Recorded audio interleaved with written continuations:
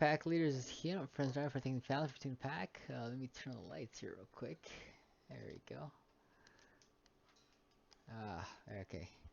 So today we're going to talk about DCA. We finally figured out how to DCA our entry orders. So I'm going to show you how it's done. It's going to enter, but what you want to do is we have a graduated DCA where it'll do 10%, 20%, 30%, and 40% every $50 based on our current settings because our liquidation distance is about $225 right now. So what you need, so every $50 we'll go ahead and DCA with this. Okay. So you're gonna have to have this tag DCA entry true under this section here, and then 10%, 20%, 30%. Now you want this linear. Uh, so this should add up to 100%, and it'll use up the 33% of the wallet that you set, or when you set 10%, then it'll use 10%, whatever it is that you set. It'll break that 10% up or 30%, whatever that wallet size that you set, down into these percentages for these rungs.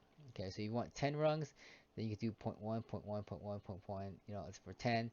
It'll count the how many percentage is that you have, and it'll know that you will have 10 rungs. Now you don't have to have 10 rungs. You can just use 7 or 5 or whatever. But if this adds up more than 100%, then it is going to use more than the percentage of the wallet you use. Okay. So just keep it to 100 if you want to use it as 100. Okay. And so a graduated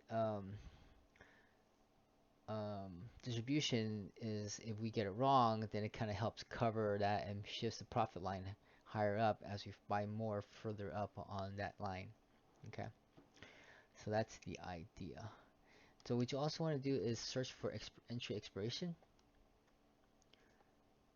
And when you want to either disable this entry expiration so that it gives enough time for the DCA to fill, or extend that time to 120 minutes or something like that, so that gives it 2 hours to fill those rungs. So let's say you entered and the candles keep increasing, then for maybe 4 bars. Is this, yeah, 4 bars is it's an hour, so 8 bars. Then it'll fill those bars, and after that it'll expire, and then depending on what's in profit or not, it'll start taking profit. Okay. Now to control the rung size, you need to kind of scroll up to the very beginnings of this here. I'm trying not to go too high so I don't reveal my private information. There. So these rung numbers are the buy and sell. 55 is the high, 45. It kind of randomizes between 55 and 45, so that's the whole point of that. So it doesn't buy every 100, it just kind of gives a little bit of randomization between these two numbers. Okay, so that you're not buying, consistently. So it has randomization. Okay, so anyways, so you said 55, 45, it'll stick a number between here and here. So if it's 9,000 the price right now, it'll buy at 9,051, 9,097, and then 10,046. You know, basically that's what it is. And then if it's sell, it'll subtract and it would be within $10 of these two numbers. Okay. So that's how it goes. So you want to make it between $100, then you do 115 and 85, and it'll kind of try to do $100 rungs between these two.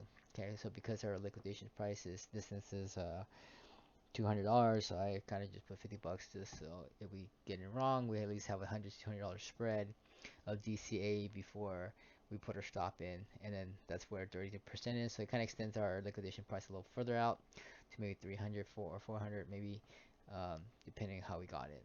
Okay. All right, so that is how that works. So that way, so we can kind of get in position a little more often, and we get it wrong, it's okay. We get DC'd in, and then we get in a more profitable position if it goes against this. Okay. So hopefully that's helped.